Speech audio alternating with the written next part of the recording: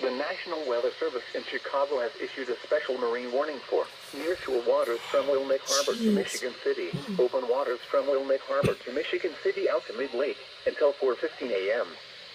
At 2:49 a.m., a line of strong thunderstorms, located along a line extending from 28 nautical miles southeast of Winthrop Harbor to 54 nautical miles south of Pleasant Prairie, moving southeast at 40 knots. Hazard, wind gusts to nearly 50 knots. Source, radar indicated. Impact, small craft could be damaged and briefly higher winds and suddenly higher waves. Strong thunderstorms will remain over mainly open waters. As thunderstorms move over the water, boaters can expect gusty winds and high waves. Move to safe harbor or stay close to shore until these storms pass.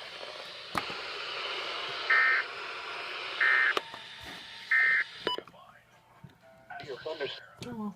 Southeastern lake, That's weird. That one got the E on. Okay. I'll probably see you guys again.